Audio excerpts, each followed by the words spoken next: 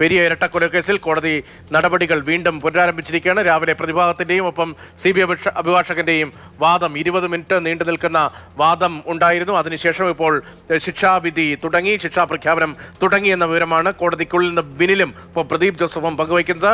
കോടതിയിൽ റിയ ബേബി വിവരങ്ങൾ നൽകുന്നത്. റിയ, കോടതിയിൽ നടപടിക്രമങ്ങൾ തുടങ്ങിക്കഴിഞ്ഞു, ശിക്ഷാവിധി തുടങ്ങി. ആമുഖമായി കോടതി ജഡ്ജ് എന്തെങ്കിലും കാര്യങ്ങൾ വിശദീകരിച്ചോ?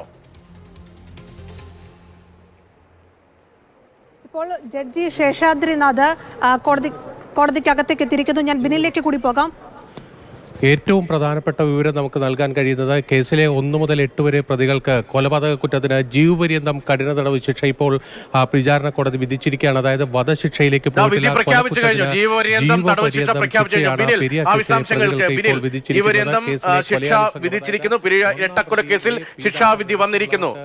കൊലക്കുറ്റത്തിന് ജീവപര്യന്തം കഠിന തടവ് ശിക്ഷ ഇപ്പോൾ പ്രത്യേക കോടതി വിധിച്ചിരിക്കുകയാണ്. വിധി പ്രസ്താവം നടന്നുകൊണ്ടിരിക്കുകയാണ്.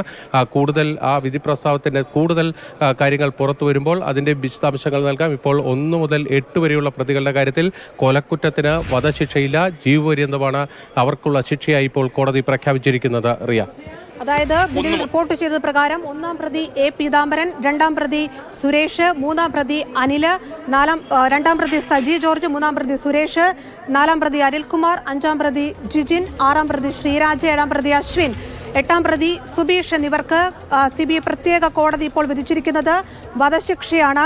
പിഴയും ഒടുക്കണം. അതായത് 1 മുതൽ 8 വരെയുള്ള പ്രതികൾക്ക് ജീവപര്യന്തമാണ്, വധശിക്ഷയില്ല. 1 മുതൽ 8 വരെയുള്ള പ്രതികൾക്ക് ജീവപര്യന്തം ശിക്ഷയാണ് വിധിച്ചിരിക്കുന്നത്. 10-ാം പ്രതിക്കും 15-ാം പ്രതിക്കും ജീവപര്യന്തം ശിക്ഷ കോടതിയിൽ നിന്ന് വന്നിരിക്കുന്നു. അതായത് 1 മുതൽ 8 വരെയുള്ള പ്രതികൾക്കും 10-ാം പ്രതി രഞ്ജിത്തിനും 15-ാം പ്രതി സുരേന്ദ്രനും ജീവപര്യന്തം ശിക്ഷ കോടതിയിൽ നിന്ന് വിധിച്ചിരിക്കുന്നു.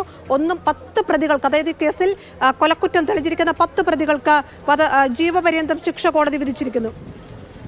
കൂടുതൽ കാര്യങ്ങൾ പുറത്തേക്ക് വരികയാണ്.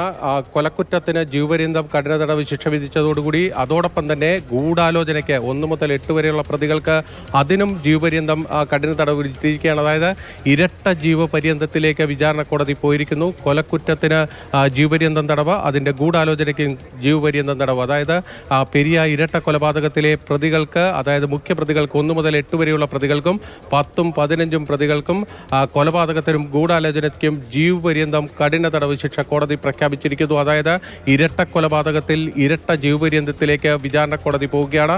അതോടൊപ്പം തന്നെ കേസിൽ പ്രതികളെ കസ്റ്റഡിയിൽ നിന്ന് ഇറക്കിക്കൊണ്ടുപോയ CPM നേതാക്കൾക്ക് അവർക്ക് IPC 225 പ്രകാരം 5 വർഷത്തെ തടവാണ് ഇപ്പോൾ കോടതി വിധിച്ചിരിക്കുന്നത്. അതിന്റെ പൂർണ്ണരൂപവും പുറത്തേക്ക് വരേണ്ടിയിരിക്കുന്നു. അവർക്ക് നേരത്തെ കോടതി ജാമ്യം അനുവദിച്ചിരുന്നു.